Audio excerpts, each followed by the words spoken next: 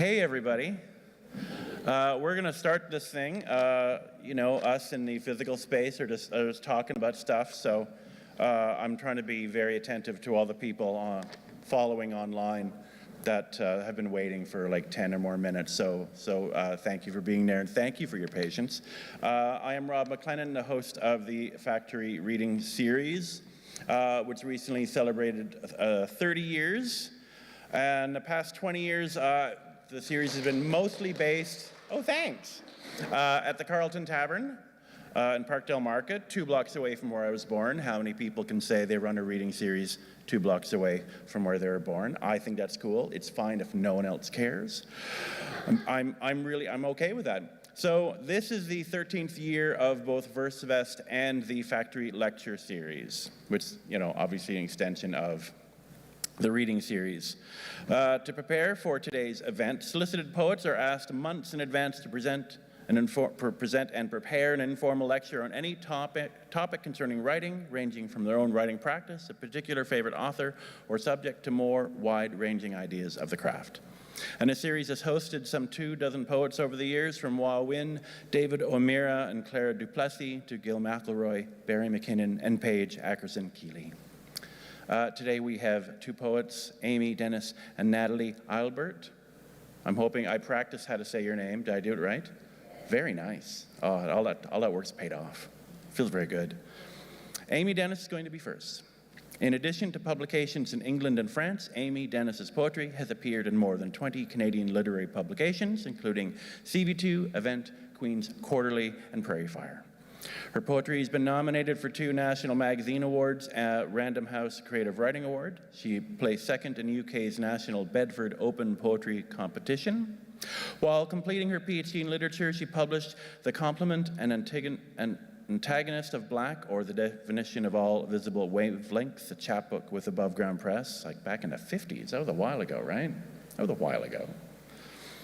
In 2022, Mansfield Press published her full-length debut, The Sleep Orchard. Copies are available on the merch table for purchase.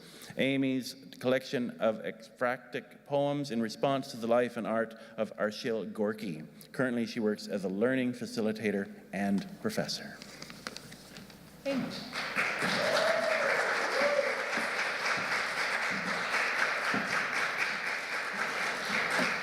Thanks, Rob. Thank you for coming today, and thank you to Versefest for inviting me to participate. Thank you, Director Avonlea Fotheringham and Rob McLennan of the Factory Reading Series. Thank you especially to Alberto Bassi and to the AV Tech team, Trevor, Eric, Steve, for their help with the tech.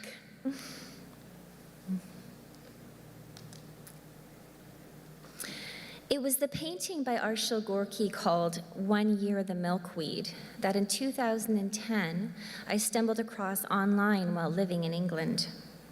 Within 2 hours, I was on a train to the Tate Modern in London to see the last day of the retrospective on Gorky, one that the New York Times called manic and tender.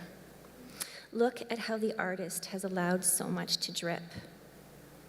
This is the first poem in my book, The Sleep Orchard, that responds to the life and artwork of Arshil Gorky. It's called On Waking. My lover says I have called out while asleep for beetroot juice and saffron, declared the color of dove's blood is audible and must be written down. I don't remember. But no, after waking, I've scavenged old papers to find antique recipes for ink, hungry for a hallowed liquid to write about Gorky. In dreams, he is tall and looks into me. Every morning, his paint rattles my thin grasp on language. I researched so much about Gorky as a person, as well as the key players in his life, that his artwork merged with his biography, and they became inextricable as I wrote. Poetically speaking, this meant a much deeper well for me to drink from, because simultaneously I was always in conversation with layers.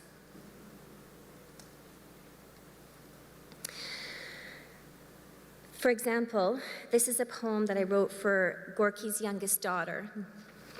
It's called Dear Natasha. A kind of water, a kind of weight that will never rise. I want to grasp the ends, the endings, keep tripping on skipping ropes, those turned and left too fast. Kids called in early from concrete. I hear their hunger as a kind of buzz, the younger ones with wings 200 beats per second, speeding and blind, their fast beauty like honeybees, their brains the size of sesame seeds, yet their calculations more complex than criticisms I've seen of Rilke, who's been called unbearably sentimental, refusing on his deathbed a priest, believing instead in a likeness of rose petals to eyelids, in tiny webs that pull us taut, then slacken. Natasha, he called you his little pine tree. 2 days before you were born, the bomb fell on Hiroshima, and I hate that saying, we learn little from victory, much from defeat. Because if your father wasn't dead, we could go back, past rot, to root more time in his hands.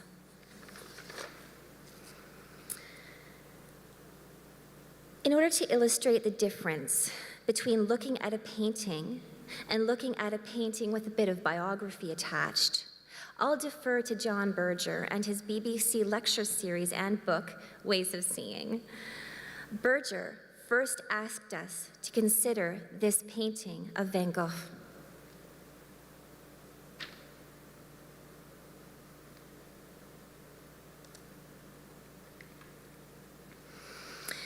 He then asks us to consider it again, but this time with the knowledge that it was the last painting Van Gogh made before he killed himself.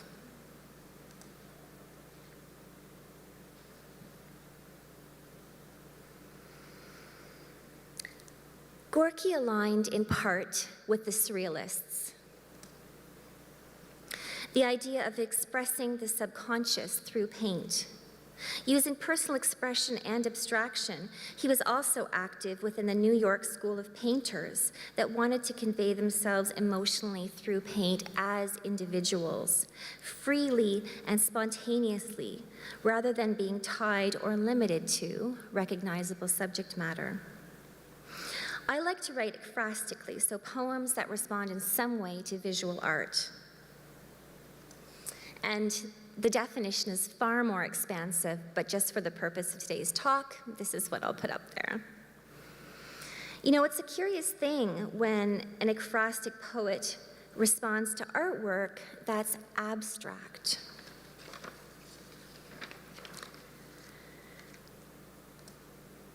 Sure, a poet can describe the colors, the shapes they see, perhaps what the writing would say if it could talk.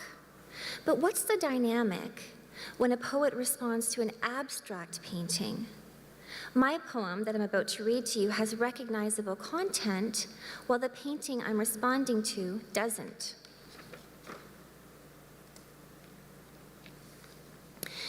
Dear one absent this long while, I can't say I've ever seen a ghost, or would believe it if one looked at me over its translucent shoulder before slipping into another glaze. But perhaps there was something of you under our Victoria plum when the branches were treble bare, or when I woke this morning to find crocuses bloodlet by last night's frost. This winter, there has been so much effort. Egyptian onions still abound under the freeze, and the redwings flown from Iceland have willed the birdbath to thaw. I've thought more than once that you too could have come through to this other side, now that time has passed and the black carbon of charred bones no longer shadows you for its flesh. Your old suicide shed in the soft jaws of white camellia. Their petals are your semitones and your layered silence. Is it really an ekphrastic poem if it isn't clear how the two connect? I would say yes, because Literal truth isn't part of the job description for many poets. Philip Levine reminds us poets aren't in competition with journalists, nor are we in competition with documentary filmmakers. That's just not who we are. And most of us have heard the idea that emotional truth transcends facts, something writer Robin Farmer acknowledges. Ask any poet or reader of poetry, is the truth in what is written, or is it in how what's written makes you feel? But what is this emotional truth, and how does it relate to ekphrasis? And how does a poet even get there to begin with? Jackson Pollock once said, "Art is coming face to face with yourself." I think the main thrust is that a poet recognizes something of themselves, even subconsciously in a painting like this.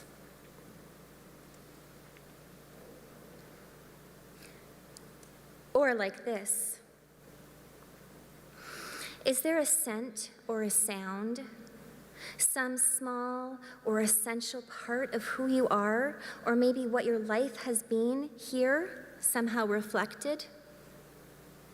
Maybe what you're seeing is yet another form of that one thing you can't forget. If I'm still enough and sit for long enough, I can often find it, and it feels like resonance. Or, more importantly, the poet recognizes something within the painter's sphere that they can empathize with. Thoughts of Gorky's wife, Magoosh, came to me as I looked at this painting. This poem is called I read ash like tea leaves, tell myself I would have played a role in his breaking. Unlike you, Magoosh, I wouldn't have found the volcanic stones, nor sewn amulets for so long under his hemlines. His amber in my house would have grown cold, never crushed with honey as a cure. I would have let him sit alone on a stranger's doorstep, stroking our daughter's rag dolls. And if he'd been my lover in ancient Egypt, I wouldn't have embalmed his heart, unable to touch so much death and color.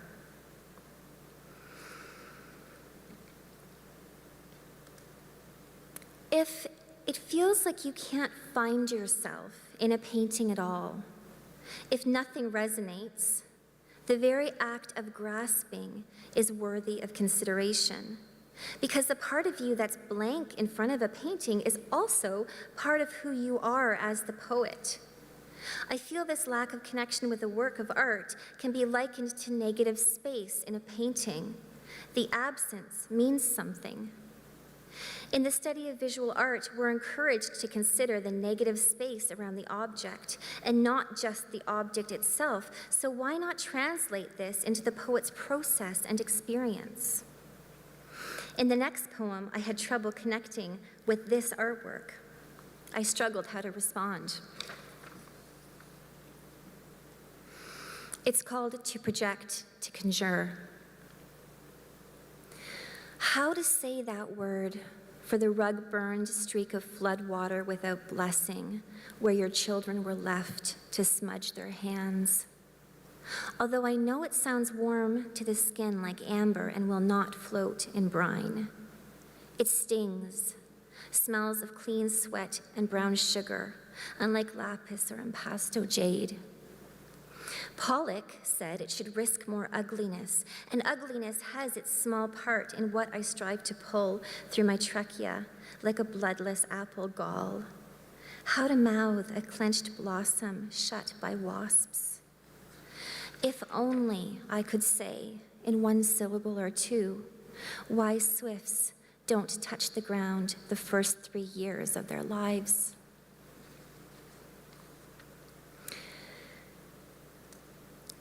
Not having the words, grasping to understand, is a good segue to this question, who was Arshil Gorky? It's hard to answer, but I'll start with his mother, Shushan, who he loved dearly.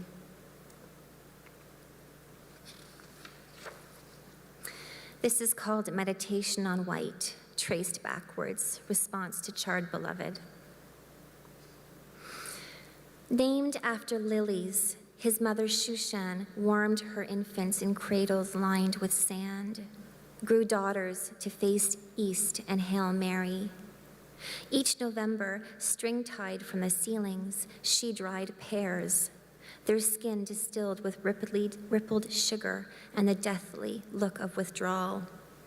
The fruits parched as embalmed songbirds or small raptors swathed in Egypt. Her one son, his voice box drowned with balsam, would not speak until he was 6, until 6 spoke only with birds. This, a small sacrifice for the close studies of such wings, white doves he let roost in his breaking.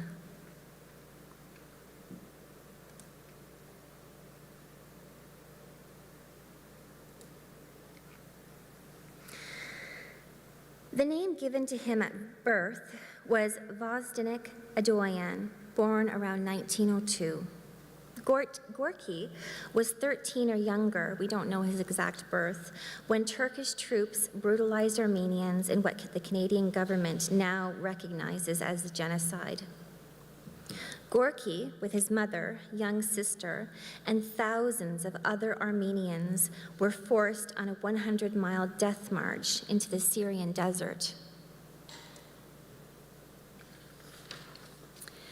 The path he walked would have been littered with corpses. People were so hungry they chewed on the leather of their shoes. Here, a crowd eats the carcass of a horse. Gorky's mother died in his arms from starvation, her head on his shoulder, and he would go on to paint her ghostly with blurred blocks instead of hands. This poem is called Stagnation, Swell, a Sudden Fleshing. The artist, his hands, his mother's absent hands, painted over as clay blocks because there's no real way of reaching. At the end of our wrists, bricks. Are there fingers beneath them? Taproot deep in each of us, an image instead of a name. Mauve violet, less flower, less petal, less stem than the inside of its scent and tremor. Artist in its wake and the word purple, written after an hour alone with his canvas. I can feel nerve endings sprout through sidewalks along the Thames. Someone said most poems try to wing back Eden. I was thinking this in the Tate as the guard told me not to stand so close. If only I could have steadied myself a half second away from his paint in the way I did to the blue stones of Stonehenge. Armed with phosphor and reverence for what's pregnant and long dead, what truth can there be in these hands I've penned into earthenware pots? What blind warmth in what embers inside of them? Gorky made it to America in 1920 and renamed himself Arshila Gorky, marking the beginning of many fantastical and amusing lies he told about who he was. Introducing himself as a famous artist from Russia, royalty, cousin to Maxim Gorky. After one brief annulled marriage, he married Agnes Magruder, now Fielding, nicknamed her Magoosh, meaning little mighty one. She was half his age, knew how to captivate a room, and her enthusiasm and support was fundamental to his work. Best friends with Willem de Kooning, André Breton, teacher to Mark Rothko, and so much more, Gorky was the bridge between New York's abstract expressionists and the European surrealists, mostly from Paris, who had fled to America to escape World War II. It was a time of vibrancy and creation. In the 1940s, tragedy after heartbreaking tragedy occurred. Gorky's studio caught on fire, destroying a large portion of his work. This is the studio. His cancer diagnosis a month later resulted in him having to wear a colonoscopy bag and called into the question whether or not he could use his hands to paint. He then broke his neck in a serious car accident, and his wife had an affair, leaving Gorky and removing their daughters. Memories of the genocide likely resurfacing, he was in an unspeakable state of mental and physical pain. In 1948, he hung himself in a forest shed, and on the crate he last used to stand upon, he wrote, "Goodbye, my loveds." He was my age. Abstract expressionism and Gorky's success as a painter was just about to take off. If only he could have held on even just a few months, he would have been around to see it.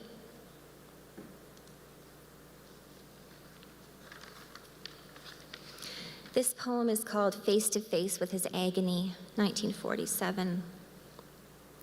Nerve endings chatter darkly across the body's blood sky, and someone as soulless offers Whitman. I'm not thinking of grass as the uncut hair of graves. There's nothing here to suggest continuum. No organs anymore in Gorky's chest, only rag dolls wound tight with black twine. Red pigment limbs hang low towards soaked corners. Battered, stuffed with floss. Once he could keep afloat for days, resting on the white inside milkweed. Now, the last raven made raw, wax lustering. This is a harrowing story, but when you get to know his biography, and I've included a lot of biographical notes in the back of my book, you'll see the expanse of beauty and profundity that he left behind.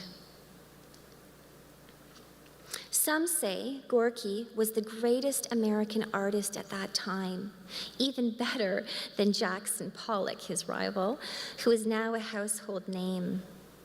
Andrew Graham Dixon said Gorky was the catalyst for the great flowering of American art. In the 1950s and 60s, confessionalism took root in North America, and this was the poetic landscape I grew up in. A lot of us kept our copies of the Bell Jar close. A lot of us kept the copies of the Bell Jar close, but it didn't take me long to realize that writing confessionally was sometimes met with disdain. This poem is called In Spite of Myself. 3 paintings of Imogen Corkum, and in each what looks to be a coconut, dead center spilling milk, the white liquid drained from its grated meat, then sweetened. I know these floods full well, though most literary circles don't esteem such overflow. University of East Anglia professor Lavinia Greenlaw wrote, "No one wants to be called a confessional poet. It suggests all you do is blurt your feelings." Author and Professor Joe Gill wrote, "Confessional poetry has, over time, come to be regarded as a regrettable, aberrant, and momentary spasm." It's not surprising then, for a long time, I wished I was another type of writer. Even if the I voice wasn't reflected of my own, and it often wasn't, I liked to use the first person voice. Its intimacy, its immediacy. And before I had kids, I didn't really care whether or not people thought the first person voice was really me. I used it without hesitation, even ventriloquizing strangers' disturbing graffiti found on washroom stalls. And now, enter my experience with ekphrasis alongside my experience of confessionalism. For me, it was huge because I discovered the presence of artists or artworks in my poems could be a buffer, limiting my degree of self-exposure. In my poems, I could deflect onto another source, the artwork, in a way that was meaningful to what I was trying to say. I could choose to include artwork that was in alignment and could add another layer, lend strength, while also allowing me to feel less exposed, less comfortable in my poetic skin. This poem is called Upon Stepping Away from Agony. To remember perfectly that pain so he could sculpt it, Bernini seared his own flesh against red charcoal until his face in the screaming mirror became flames. Jawline gashed under marble asp hair, carved marrow stab of the eyes white fire. Agony like this, the throbbed pitch of a dog's whistle, one needs to be pierced by a vicious history, a grim depth to comprehend it. Those that can't are blessed. Although some want to know, I've seen them crucify themselves at Easter in the Philippines, their scream like Bernini's. But now, to stand clear, near agony, that oil on canvas I recognize at certain times in my life, I need more space between me and those rib cage red hollows, those glowing petal horrid orange torsos. But is it manipulative? I worried, using ekphrasis almost as a shield between me and difficult subject matter, or between me and the audience, while talking of personal and difficult things. And besides, how much of this is related to gender and the likelihood of being lauded as brave or criticized as something else entirely? But as I got older, I saw it in another, more empowering way. Instead of hiding behind an ekphrastic object, I was actually using ekphrasis to assert a healthy boundary. I was saying to the reader, here's what I'm willing to share and how much of me I'm willing to give. And here's where I choose to pivot away. But while I'm gone, please consider this work of art because it complements what I'm trying to say. Perhaps the time I remember the most turning to Arshil Gorky's life and artwork was when I had my third miscarriage. It was the same day Gorky's wife, Magoosh, died. I wanted to meet her, but never arranged it due to my morning sickness. She only lived an hour away. The loss of her made my loss all the more.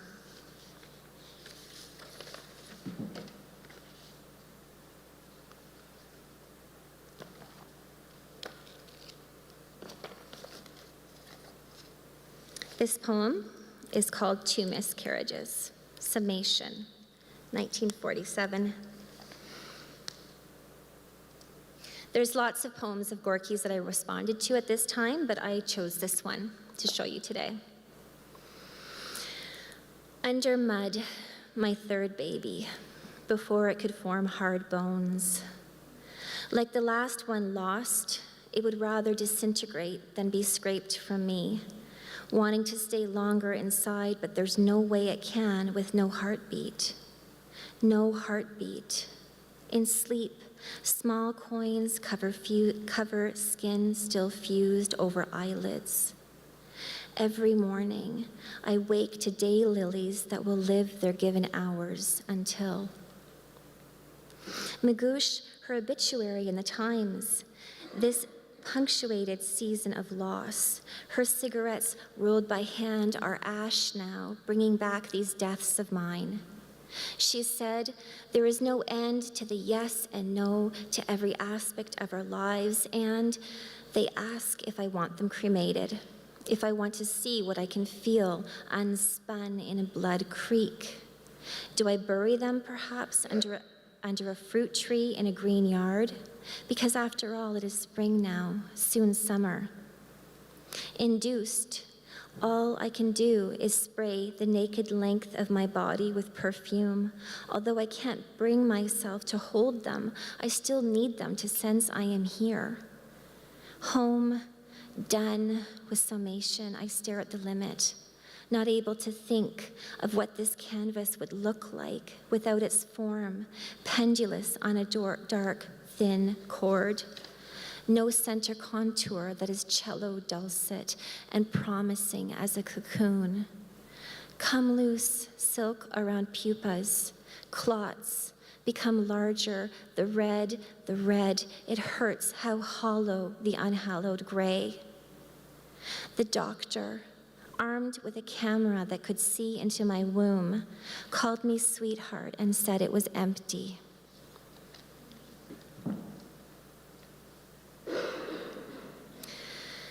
Things clicked when I came across Jo Gill's introduction to modern confessional writing.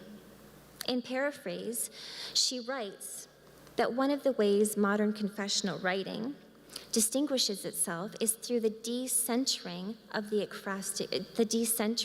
the subject. And I thought, yes, I like how using ekphrasis can shift the focus, obscure, conceal meaning, conceal me and my story as the writer as much as I need. Gill continued, time and time again, we come across strategies of evasion, displacement, and obfuscation in the modern confessional writing discussed here. The possibilities of non-disclosure or self-invention are important to us, if not more important than expressions of personality. It ended up being through my consideration of confessionalism that I actually came to understand my approach to ekphrasis. As you write any artwork, and the artist's biography that breathes life into it can be there with you as a very real presence inside the poem. Not unlike wanting someone there as you sit in the waiting room or hold someone's hand as you jump into the lake. I'll end with this one last poem. It's called From the Moment a Man is Born, He Looks for a Peaceful Cradle. The same way heat rises in a kitchen, slowly filling with bodies, I'm starting to understand that a smudge of cadmium can almost enter flowing bullet holes left over from the times you turned imaginary, the smoking metal against yourself, and the pooled lilacs coalesced, slanting in conflicting waters. This, what one calls Breton's impeccable arrow of light. You picnicked the dunes in that light, swam Cape Cod naked, drew elaborate pictures with hydrangea sticks in wet sand, rose to your full height in the twilight to emit a cry, tender and loud, like shepherds of your native land. Anyone watching would have said you had 1,000 years left, that square of your shoulders so timeless, the muddied pigment under your fingernails, impossible to imagine not there. Thank you so much.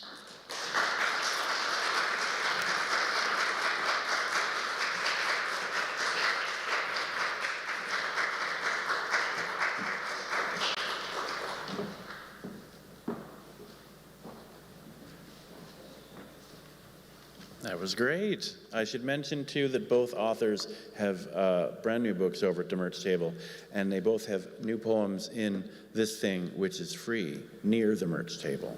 It's it's just a table. We haven't named it.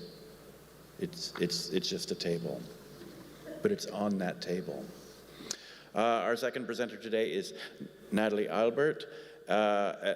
She's the author of 3 poetry collections, Overland, which is not out until May, but you can buy it today. Indictus from Noemi Press, 2018, Swan Feast, Bloof Books, 2015. The recipient of the National Endowment of the Arts and Poetry, a former J.C. and Ruth Halls Fellow at the Wisconsin Institute of Creative Writing, and winner of the George Bogan Memorial Award from Poetry Society of America. Albert lives in Green Bay, Wisconsin, which felt like the first American we've invited here that I didn't have to say for March, bring a coat. Where she is a statewide mental health reporter for USA Today Network, Wisconsin. Right? 'Cause she knows cold. She brought a coat. It's a good coat.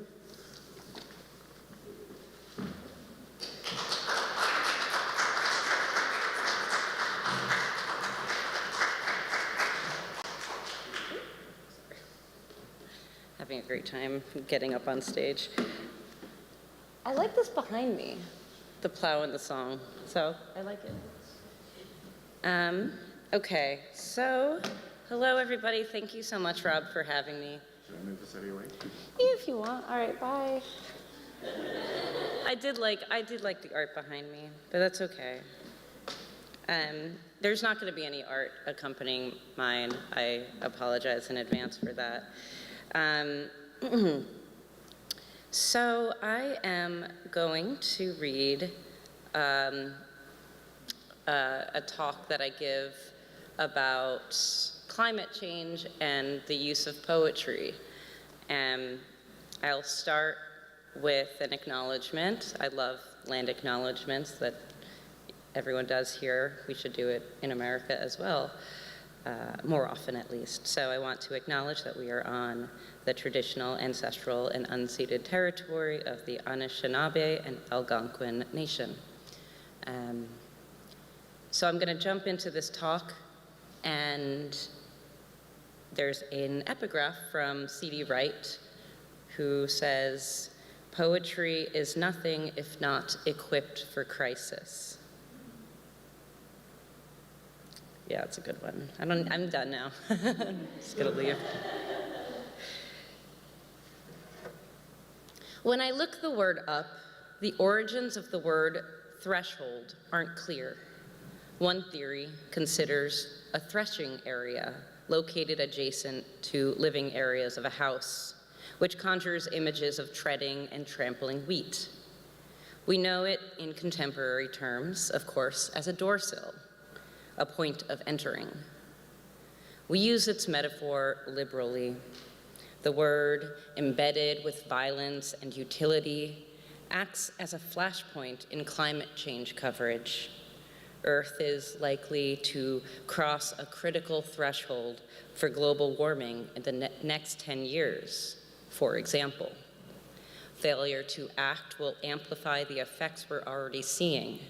Record-shattering storms in California, water wars over the Colorado River, catastrophic droughts in East Africa. But if the theory holds, a threshold once gave us nice things like beer and bread.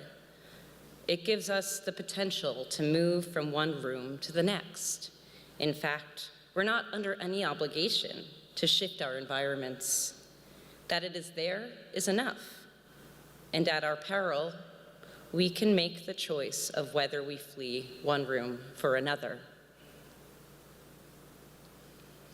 Eco-poetry challenges us to see everything in relationship: a threshing room, a slice of pie, a word signifying an entrance, an edge, a cliff. Anna Lowenhut Singh tells us in The Mushroom at the End of the World, quote, "Staying alive for every species requires livable collaborations that, quote, without collaborations, we will all die." Our worst trait as a species, Singh reminds us, is how we've come to interpret survivalism. In modern fantasies, to survive means to fight off the other. Collaboration is a compelling prompt for poets. It sounds delicious to speak as though a subterranean root system connected us, but it's a hard sell. especially in light of COVID-19 and all the isolating factors that preceded the pandemic that have invariably turned us solipsistic. But unlike any other genre, to read poetry is to believe in an ecosystem and its resilience. Singh calls all living beings within an ecosystem an assemblage. Among her spate of definitions, she defines assemblages as open-ended gatherings. She goes on to say, quote, "They allow us to ask our communal effects without assuming them. They show us potential histories in the making." Singh helped me understand the stakes of poetry, if there are stakes. They come down to these open-ended gatherings that might show us ourselves. But what does it mean for us to see ourselves? Robert Nixon, in his excellent book, Slow Violence and the Environmentalism of the Poor, asks of his readers, quote, "How can we convert into image and narrative the disasters that are slow-moving and long in the making, disasters that are anonymous and that star nobody? How can we turn the long emergencies of slow violence into stories dramatic enough to rouse public sentiment and warrant political intervention? How can we convert into image and narrative the record-breaking warmth we're seeing in Antarctica, the melting permafrost, the bushfires in Australia that killed 500 million animals, that are slow-moving and long in the making? I have no choice but to write a poem.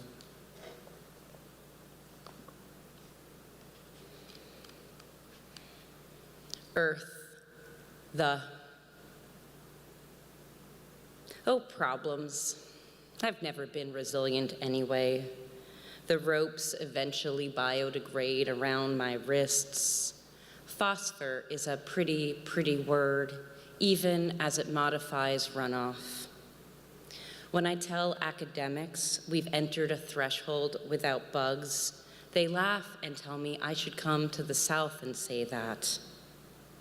It's like the senator who brought a snowball to Congress. Together, we walk into private conveniences. What we do is we spend us.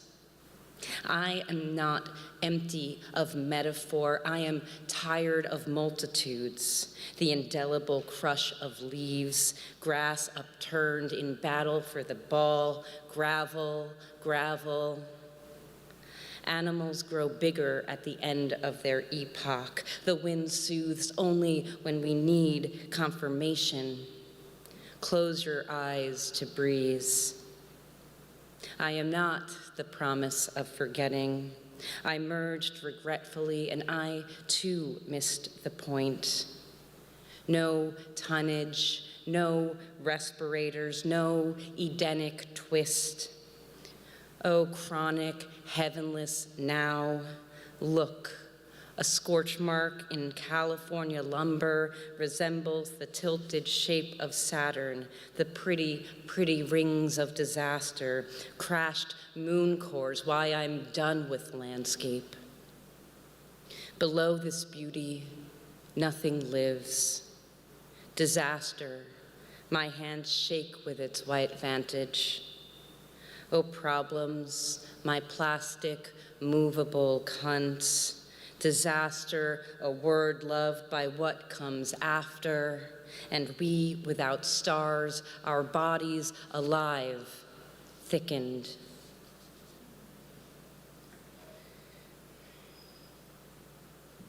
Today I visited the Canadian Museum of Nature and pretend made a series of crystals by pretend melting rock into magma. Depending on how fast or slow you cool it, you get a new crystal, according to the simulation. The fast cooling process, the fast cooling process pretend made rhyolite. Slow cooling it made diorite. It takes my mind off the critical threshold, critical for how inescapable our future will be.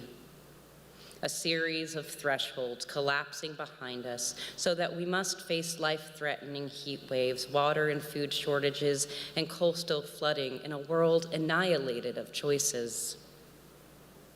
I pretend to analyze plastic microfibers found in the Ottawa River. One telltale sign that your specimen contains plastic is that the shape doesn't fray at the edges. It tends to curl. By 1982, a British researcher named Joseph Farman had been watching the sky for 25 years. Since his scientific study of the ozone layers began, he had remained a dogged researcher. He was not an ozone specialist, nor did he have a PhD that would have justified his guardianship. And what's more, he had explicitly been told by his superiors at the Halley Bay Research Base in Antarctica that his methodology was useless. Despite this, each day he made ground-level readings of the stratosphere containing ozone. He kept a scientific record of his ozone findings without a sense of what he was looking for. On one October night in 1982, his readings showed something radically different. The ozone levels over Antarctica were 40% gone. He hadn't been looking for anything astonishing at all. In that same year, in that same month, Epcot opened in Florida. Epcot was previously an acronym for Experimental Prototype Community of Tomorrow, and imagined a future utopia that merged cutting-edge technology and international cultures and customs. In that same month, in that same year, my mother gave birth to a stillborn named Daniel. By the time I was born, in 1986, the Environmental Protection Agency concluded that the increased exposure to ultraviolet radiation due to the ozone hole could be responsible for 40 million cases of skin cancer and 800,000 cancer deaths over the course of the next 88 years, my and so many of your entire lifetimes. It gives the Romanian philosopher Emil Cioran more credence when he writes in his aptly named The Trouble with Being Born, quote, "We do not rush toward death, we flee the catastrophe of birth." In the 80s too, fossil fuel companies like Exxon knew of the dangers of long-term emissions. In 1988, Dr. James Hansen, head of NASA's Goddard Institute for Space Studies at the time, famously warned at a state Senate committee that scientists were 99% certain global warming was not only occurring, but that humans were responsible.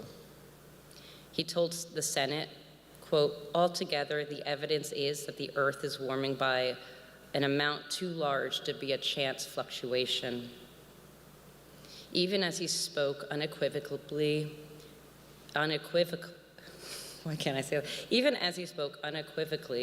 politicians and oilmen clung to the 1% anthropogenic uncertainty.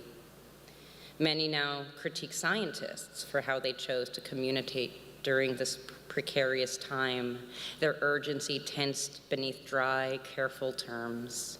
And it makes sense.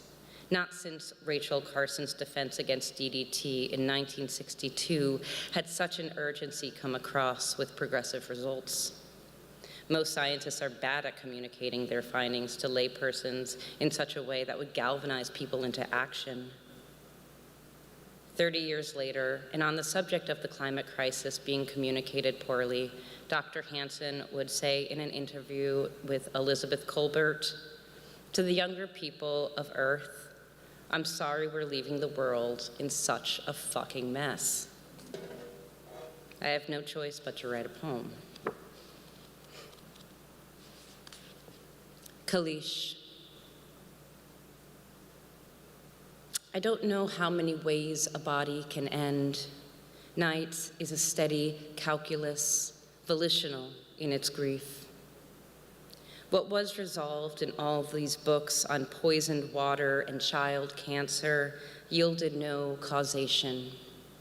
Girls die from a knot behind the spine, one after the other, and this is a confidence interval. Page after page, the fanning of money. Inside a book, the decades-old action group ends contorted. I pull a 1968 Life magazine from its sleeve and read the anger back into hippies. Only one agitator in the Dakota crowd to greet Nixon, thrown from the rally in a familiar way. The Santa Barbara oil spill, the neglect at San Miguel, dead slick pups between rocks. Disappearance is active loss. We lose the world with deliberate focus. Factory dyes bleed into spongy soil for 2 world wars. Neuroblastoma mutates in utero. Cancer's primed for footnotes. I think about what of us medical tools will leave behind. My uncle's squamous cell carcinoma, 4 joints of my mother, the remnants of a brother. San Miguel's centuries-old root system remains in a calcium carbonate cast, the vegetation gone. Tourists call this a forest, but it looks more like a statuary of Marys praying every direction for a relief that cannot come. We can say the sun drenches earth with gold. All day we can say this.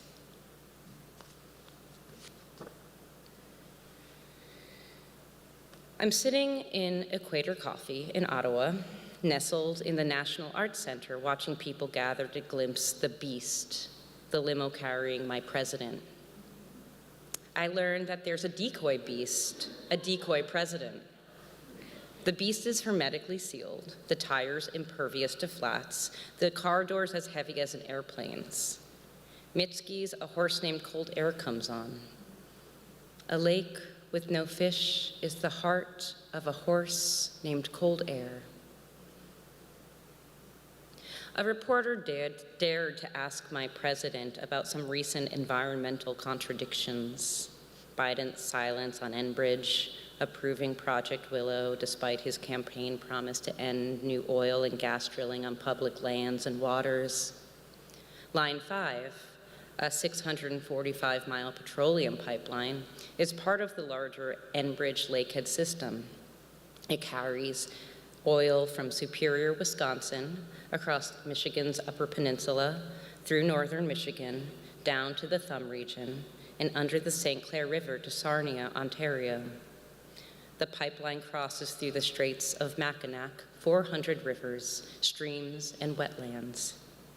Line 5 construction was completed in 1953, despite its design never being approved. The twin pipelines carry 22.7 million gallons of oil and natural gas liquids every day. Tribal nations and other environmental activists have long protested the pipeline projects between Canada and Wisconsin, citing the company's track record. In 2010, Enbridge's 68-year-old pipeline was responsible for one of the most catastrophic inland spills in U.S. history, dumping 21,000 barrels, or 882,000 gallons of heavy crude oil into a tributary over the tributary of the Kalamazoo River. Biden defended Project Willow by citing the sweeping new protections for federal lands and water in Alaska, over 13 million acres in the Federal National Petroleum Reserve in Alaska. The project has the potential to release 9.2 million metric tons of planet-warming carbon pollution into the air per year. I have no other choice but to write a poem.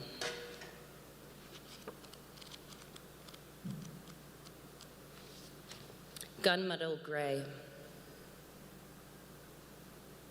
Man's best weapon, how we describe the dying oceans.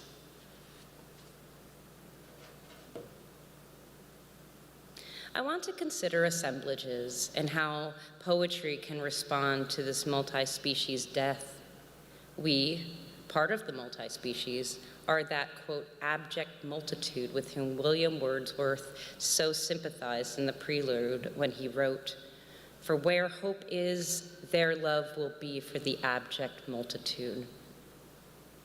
Poets like Jory Graham, Brian Tier, Juliana Spar, Forrest Gander, Ariana Reines, and many more are speaking to the communal effects of climate change.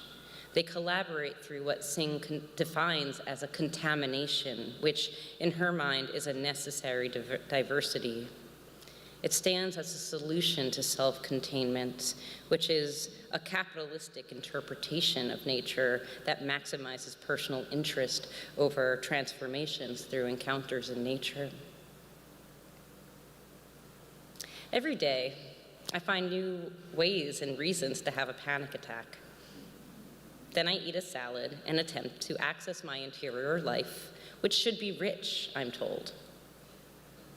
In a poem from her collection, Bluest Nude, Ama Kaju writes, quote, "The end of the world has ended, and desire is still all I crave." I eat my little snacks, bake cookies with the flour made from a threshing, enjoy sex with a singular abandon.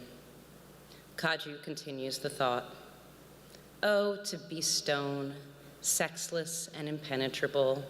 Over half of me is water, a river spilling into restless limbs. The rest of me is a scalding heat like the asphalt under my feet." Life started in water, the Museum of Nature tells me. I'm compelled to look at a stromatolite, one of the oldest fossils known on Earth, onto which 500 to 6 million-year-old life forms called cyanobacteria can be observed. Ice caps are melting at enormous speed.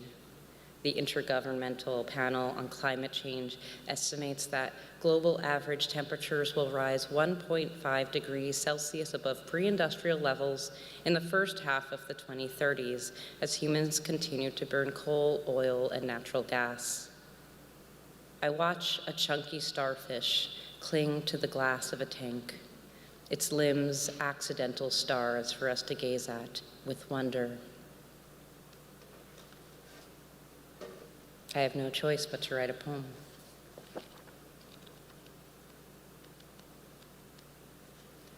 The lake. Ocean oxygen has been declining since before I was born. I was born with eyes open to brine, a first photo snapped as I crowned. Is it any wonder I crave how others see me when I'm turned away?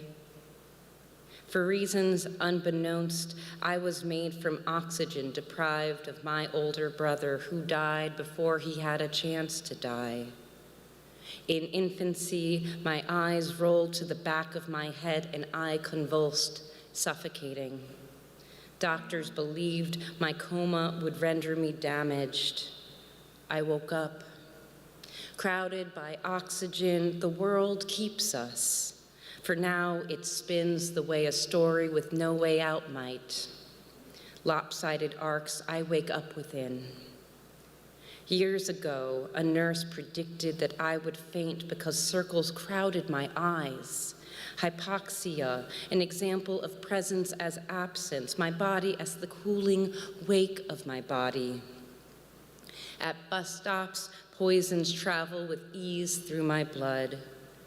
A man, also poisoned, tells me I'm sexy. Do I know how beautiful I am?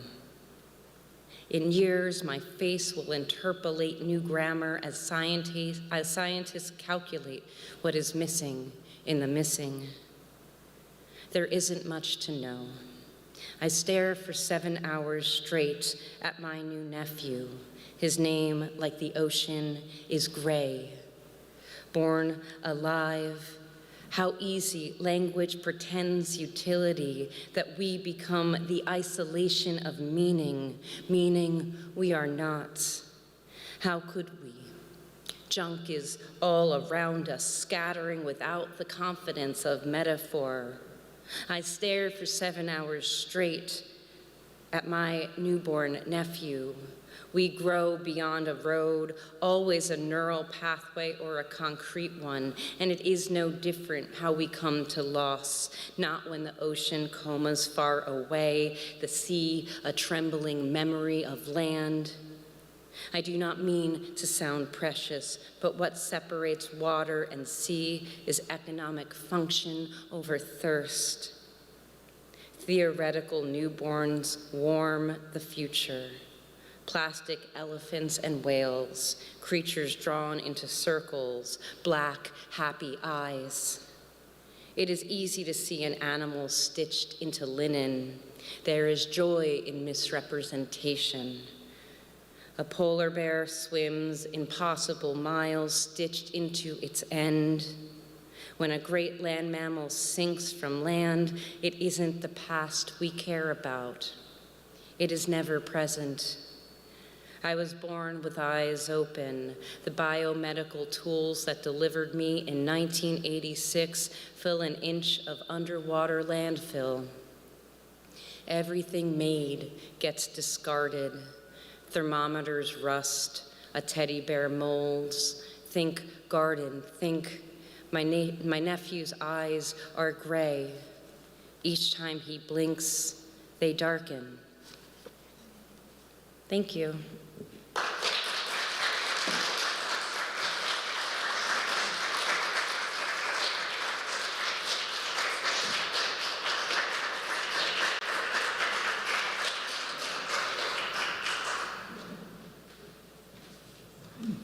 That was great. Thank you both very much. Normally we do a Q&A, but I feel as though we've surpassed time, that maybe, if you have questions, you should ask the authors directly as you're asking them to sign the books of theirs that you've purchased. I'm trying to think of what's coming up, like Mother's Day and Father's Day. They could make good Mother's Day and Father's Day gifts, I guess, right? Like your book could be a good Mother's Day gift? Let's say yes. Thank you very much for being here in person and online. It's still weird. There's another event at 7 o'clock tonight, and then 2 things tomorrow. I'm moderating and hosting a small press panel, and my lovely wife, Christine McNair, is doing a workshop tomorrow, a chapbook making workshop. Cool. Thank you.